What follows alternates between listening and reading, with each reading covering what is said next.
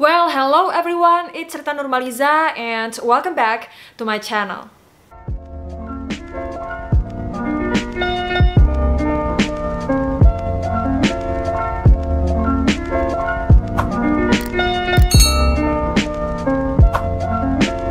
Di video kali ini aku akan berbagi ke kalian film-film kerajaan yang menurut aku bagus banget, pokoknya highly recommended.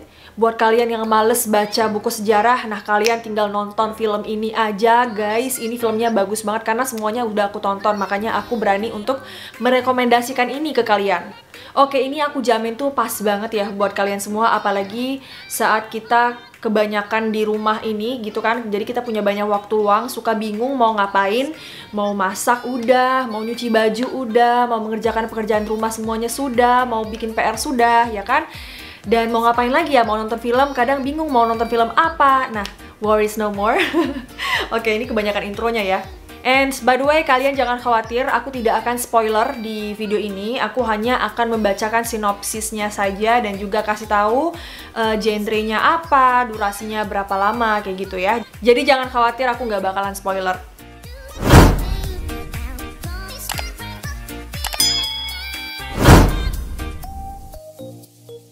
Oke, film Elizabeth tahun 1998, genrenya adalah biografi, drama, dan history. Ratingnya cukup tinggi ya, yaitu 7,6 dari 10 versi IMDb. Dan durasi film ini adalah 124 menit. Elizabeth merupakan sebuah film kolosal yang dirilis tahun 1998. Film ini berbasis dari masa kekuasaan Ratu Elizabeth pertama dan disutradarai oleh Shekhar Kapur dengan dibintangi Cate Blanchett, Geoffrey Rush, Joseph Fiennes, Christopher Eccleston, dan Richard Attenborough. Film yang berdurasi 124 menit ini mengisahkan tahun-tahun awal masa pemerintahan Ratu Elizabeth pertama di Inggris. Elizabeth muda dinobatkan menjadi ratu setelah kematian saudara tirinya Mary I pada tahun 1558. Peran Blanchett di film ini mendapatkan penghargaan Golden Globe dan BAFTA pada tahun 1998. Selain itu, film Elizabeth menerima 7 nominasi Oscar. Aku udah nonton film ini dan guys, filmnya bener-bener bagus banget. Dan walaupun film tahun 90-an, tapi karena aku nonton di Netflix, jadi filmnya tuh kualitasnya HD dan bagus banget lah pokoknya. Mulai dari settingan tempatnya, lokasinya, terus juga fashionnya, bajunya. Dan juga yang paling aku salutkan adalah acting dari Cate Blanchett sebagai Ratu Elizabeth ini bener-bener bikin merinding gitu, saking mungkin dia menjiwai perannya itu. Di film ini tuh nanti kalian bisa lihat bagaimana proses Ratu Elizabeth pertama bisa naik tahta. Yang mana prosesnya itu tidak mudah ya teman-teman. Pokoknya kalian wajib banget ya untuk nonton film ini. Super recommended. Oke, next ada film Elizabeth The Golden Age, yaitu film tahun 2007. Genrenya adalah biografi, drama, history dengan rating 6,8 dari 10 versi IMDb. Elizabeth The Golden Age adalah film tahun 2007 yang merupakan sequel dari film tahun 1998 yaitu Elizabeth, yang disutradarai oleh Shekhar Kapur dan diproduseri oleh Universal Pictures dan Working Title Films. Film ini dibintangi oleh Cate Blanchett sebagai Ratu Elizabeth pertama dari Inggris yang menggambarkan peristiwa pada masa-masa akhir pemerintahan dari Ratu Elizabeth pertama dari Inggris. Dalam sequel kali ini diceritakan Ratu Elizabeth pertama direpotkan oleh ulah sepupunya Mary Stuart atau Mary of Scots yang ternyata memiliki niat buruk untuk menggulingkan dan merebut singgasananya.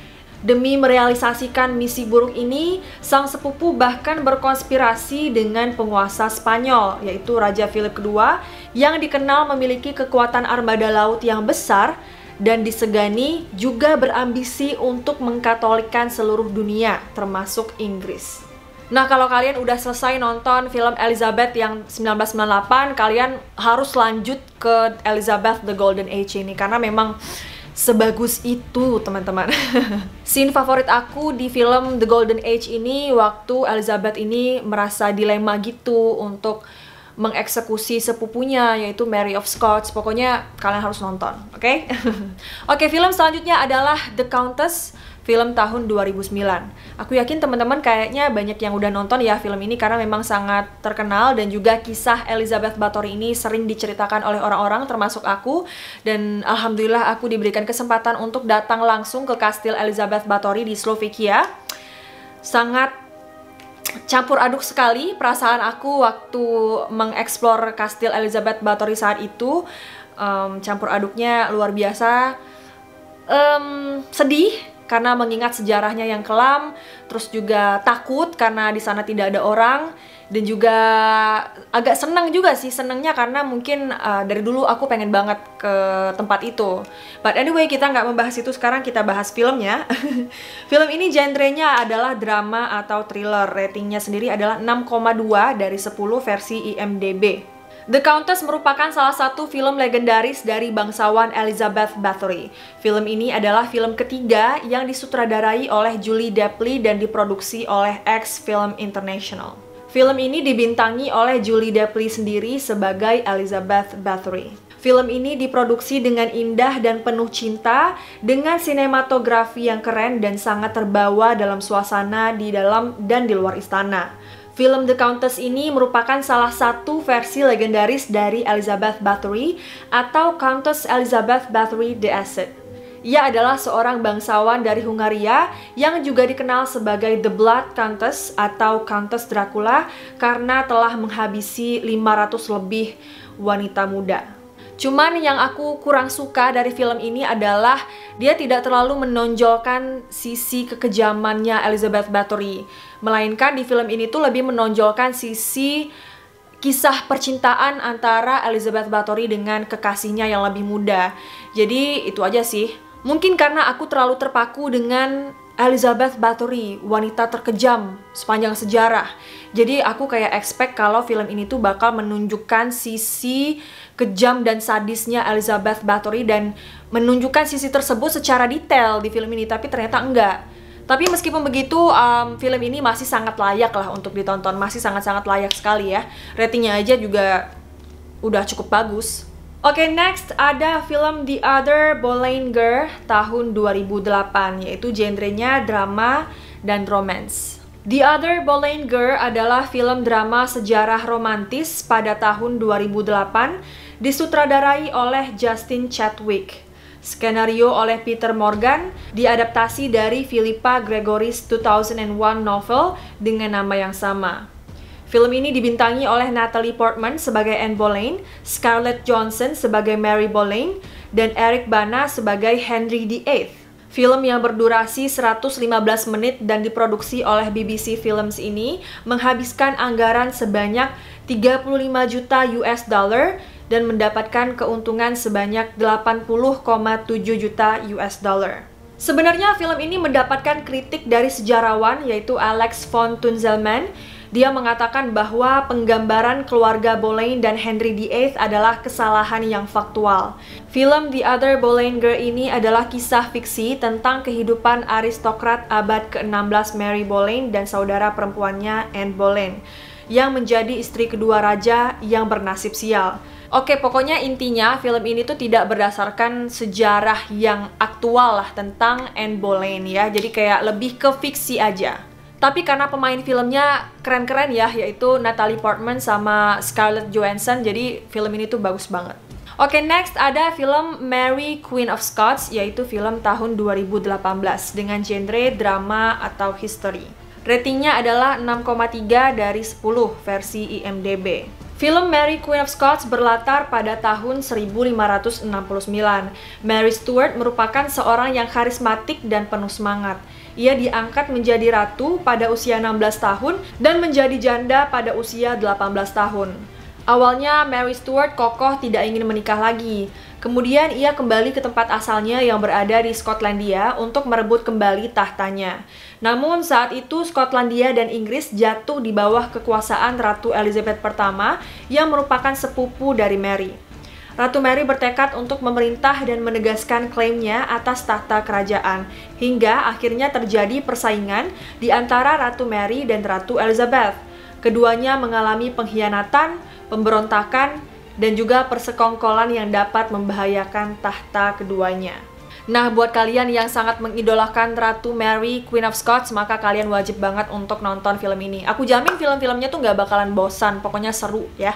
Oke, yang terakhir adalah The Last Princess, yaitu film tahun 2016.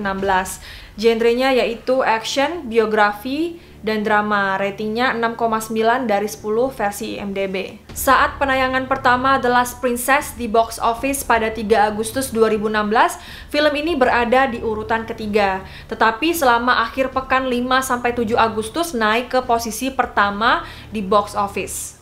Peristiwa besar dari kehidupan Putri Dokie digambarkan dengan sangat baik, dan film ini mendapatkan penghargaan dan nominasi. Salah satunya adalah memenangkan kategori penghargaan popularitas dari penghargaan film Blue Dragon yang diterima oleh Son Ye Jin. Son Ye Jin juga menerima berbagai macam penghargaan sebagai aktris terbaik pada saat itu. Film ini menggambarkan kehidupan Putri Dokie di Jepang setelah dia dipaksa pindah ke sana pada usia 13 tahun oleh pemerintah Kekaisaran Jepang. Dan dia mencoba untuk kembali ke Korea. Dan film The Last Princess ini berhasil bikin aku nangis kejar, teman-teman. Saking sedihnya, terus acting pemerannya juga sangat bagus. Pokoknya bikin kita tuh menghayati, mengikuti alur filmnya dengan sangat baik.